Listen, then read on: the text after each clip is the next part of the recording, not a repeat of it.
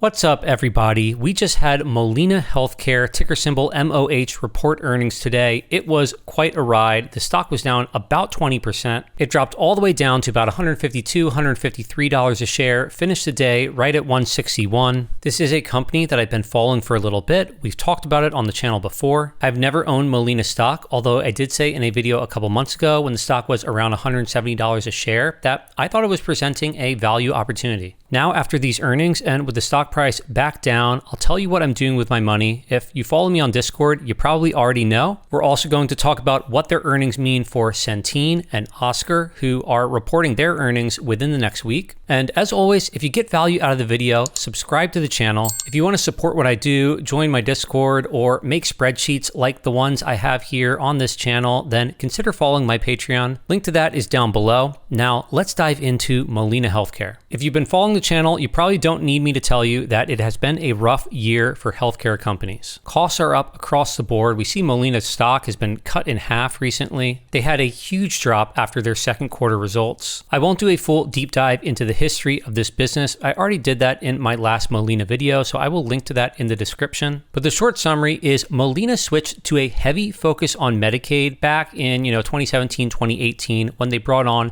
their current CEO, Joe Zubretsky, who came over from Aetna. They started focusing less on the ACA marketplace, and today about 75% of their premiums are coming from Medicaid. About 10% of their premiums are coming from that individual marketplace, and they have a little bit of exposure to Medicare Advantage as well. Now, we heard from Elevance on their call that the cost trend for Medicaid has been going up and up with every quarter throughout the year, so profitability has been going down. And we see from Molina's results, earnings per share, less than a third of what they were for the same period a year ago. Same for adjusted earnings per share. The effect of their medical care ratio going from 89% up to 92.5%. This, what looks like little move right here, is enough to completely destroy the margins. After-tax margin was a little over 3% before, now not even 1%. Keep in mind, this is a company that has been about 3 to 5-ish% on operating margins recently. So margins have been crushed. This isn't a surprise. Everyone knew that this was coming. The real question is, where are margins going to be next year, 2027? In the long run, where are margins going to be over 5 years? There's very little that can be done for margins in the short term. Molina will get the chance to reprice a little bit over half of their book on January 1st. So first quarter of 2026,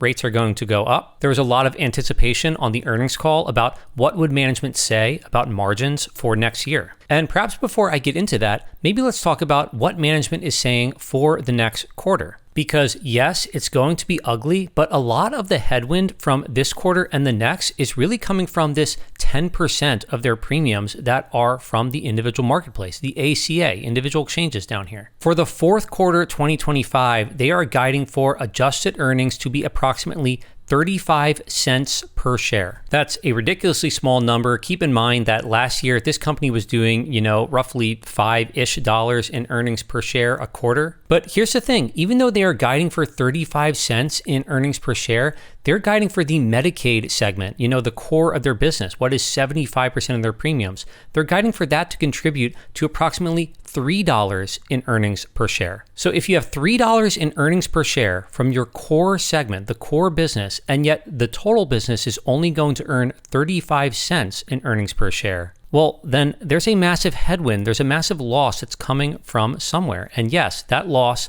of $2.65 per diluted share that they're guiding for is coming from Medicare and primarily the marketplace. For the back half of this year of 2025, marketplace, which is again only contributing to 10% of revenue, this is 50% of the earnings headwind. The increase in costs for the individual marketplace year over year are ridiculously large. On the earnings call, the CFO said, within our marketplace guidance, full year trend rises from about 11 to 15. What he is saying here is that year over year, the cost increase for marketplace, for providing healthcare to these marketplace plans, it's 15%. In a time when inflation is, maybe 3-ish% year over year, to have this cost increasing 15% year over year is absolutely massive. Clearly, they didn't see this coming. They are losing a lot of money on this segment. Now, for the marketplace, rates reset at the beginning of every year. So, big question you might have is, what are rates going to look like for 2026? And management said, we are repricing the marketplace book to reduce exposure and restore margins. Our 2026 rate increases averaged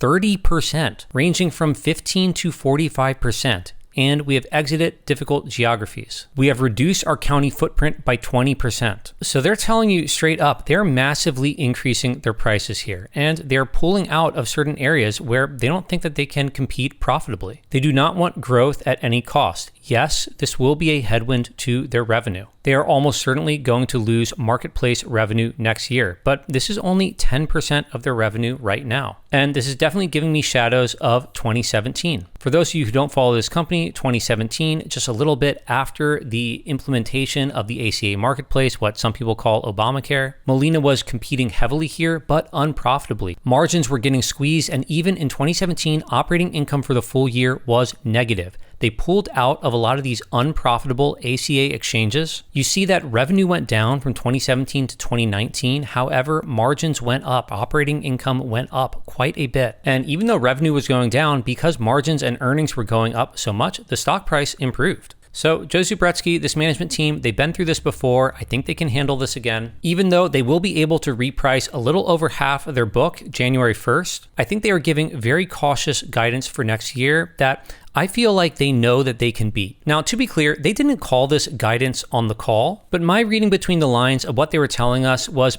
I felt like management was laying out what they felt was the low bar for their subsegments. And they were saying Medicaid performance in the second half of 2025 is, roughly on a run rate of $6.50 per share in earnings. So you annualize that out, that's about $13 per share in earnings for the year. They're saying this current run rate, yes, even though rates are going to go up next year, we're just going to assume the current run rate will continue for 2026. And that gets you to $13 in earnings per share for Medicaid. Now, Medicaid rates are also increasing. I think they can significantly outperform this number for 2026, but they're being cautious in light of cost trends that we've seen recently. As far as the rest of their business, the ACA individual exchanges here and Medicare Advantage, they are just guiding for next year to be break even. And again, maybe guiding is not the right term. They never called this official guidance. So when an analyst asked, can you elaborate on the drivers of ACA MLR pressure in the quarter, which what he's asking about here, ACA MLR, he's saying the cost of healthcare for marketplace plans. Can you talk about the pressure to that? How confident are you that you can deal with the cost given your 2026 pricing?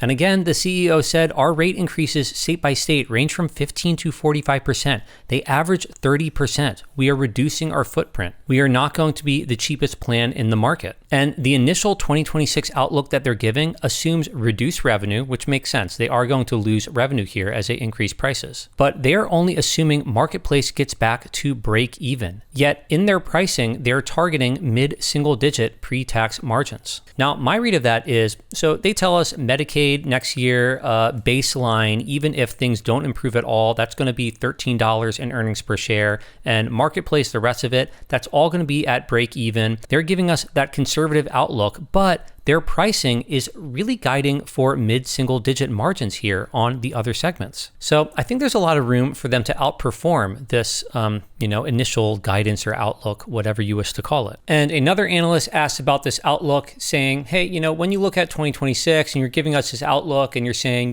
whatever, $13-ish for Medicaid, rest of it being break even. So, similar to $14 from this year.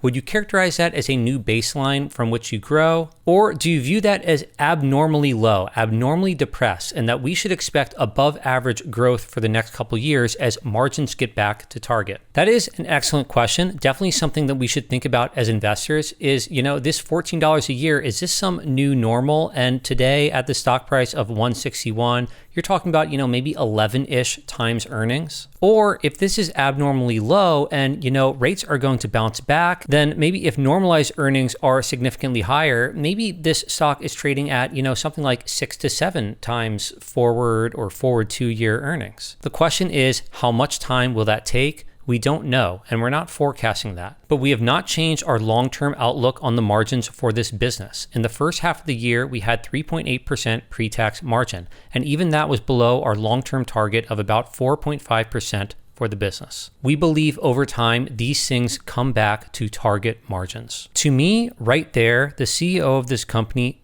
basically just stated my thesis on healthcare that I think I've been saying in so many of my healthcare videos. Yes, costs are under pressure. Not clear how long it will take for that to come back. 2, maybe 3 rate cycles. However, we believe over time, these things come back to target margins. That's what he said. If you take that point of view, if you think that this company is coming back to 4.5% margins, then just on their Medicaid base, completely ignoring marketplace, just on Medicaid, you'd be talking about $25-ish in earnings per share. The stock price today is trading just a little bit over 6 times that number. If you think margins are going to recover, even if it takes a few cycles, the stock is simply too cheap today. And even in this pricing environment, they're still making money. And they're using that money to aggressively buy back shares. They clearly think that the stock is cheap here. As the CFO said, we're still producing earnings. You throw leverage on top of earnings, we're producing $1.5 billion of capital capacity a year,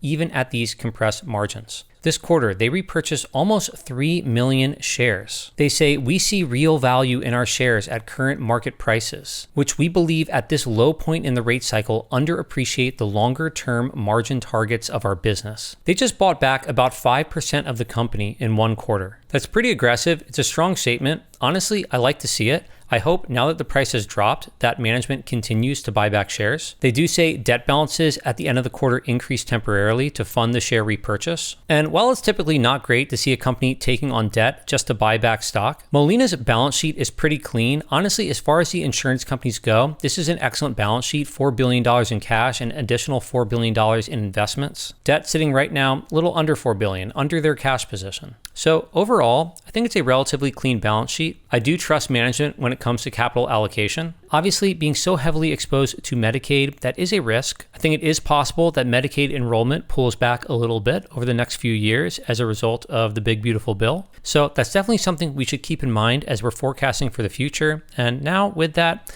let's talk about what I think the future is going to look like for this company. What we can expect for a return on our investment. My base case assumes 5% revenue growth every year for the next 5 years, which, just to clarify, this is actually assuming enrollment declines because rate increases are exceeding 5%. So if top line is growing 5% and rate increases are growing more than 5%, then that means that membership is going down, which I actually think is a reasonable assumption for our base case. Again, we kind of know membership is going to go down in the marketplace. They basically said, we're not competing aggressively on price in these areas. We're focusing on profitability. Operating margin, I'm not assuming anything dramatic. I'm assuming this gets back to 4%, which is shy of where management is placing that long-term margin at. And I'm only giving them an 8 times multiple on operating income. I really don't think that I'm being too optimistic here. And in this scenario, you're looking at 22% return every year for 5 years on this stock. That is close to a triple on your money over 5 years. Now, as far as how ugly this could be, if you assume that membership drops significantly, so I'll assume 0% revenue growth on the top line. Obviously, rates are going up a lot, so if revenue is holding flat, this is assuming a significant drop in membership. And if we assume operating margins only stabilize around 3%, which is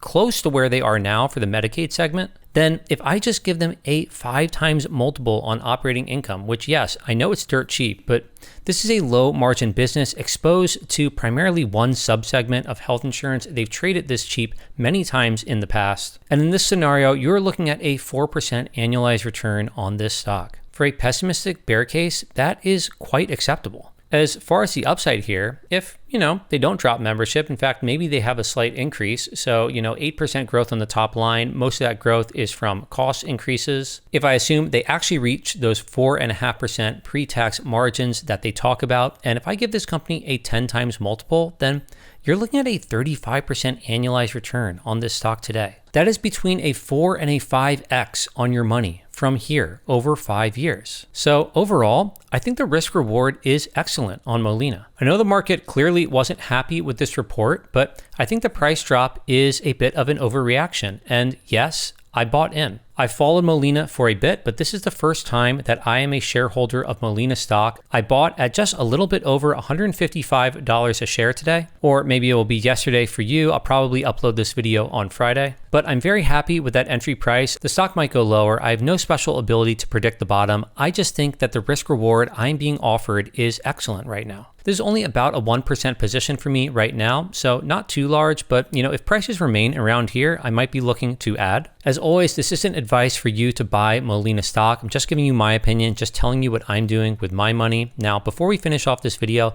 let's talk briefly about what this means for Centene and for Oscar. Centene and Oscar both down a bit today because of Molina's earnings. I don't own Oscar. I do own Centene. Very happy with the price that I was able to buy in here. Average cost is about $27 a share. I was buying when I was making videos on YouTube about this company. And while the stock has had quite a nice bounce since then, up about 30%, even with the drop today, I do expect that the quarter that Centene is going to report is not going to be good. They also have a lot of exposure to Medicaid and a decent amount of exposure to the marketplace. We will be taking a look at their earnings as well. And if you're still watching the video at this point, I'm going to do a live stream a week from this Sunday. That's November 2nd. So if you want to join, mark your calendars. I'm thinking of doing that at 2 p.m. Eastern time, 11 a.m. Pacific. We're going to be looking at a bunch of stocks. Now, getting back to Centene and Oscar. For Oscar, I am a bit worried about these earnings. I mean, not like worried. I don't own Oscar. I've never owned Oscar Health. I've explained why on YouTube in a video I did on Oscar specifically. But Oscar is completely exposed to the marketplace, and that really does seem to be the segment that has the worst cost trend here. I think it's going to be a rough quarter for them, but who knows? We'll all find out when they post earnings. So as always, if you got value out of the video, subscribe to the channel. If you agree or disagree with anything I said, leave that down in a comment below. And if you want to make spreadsheets like this or follow my Discord, any of that,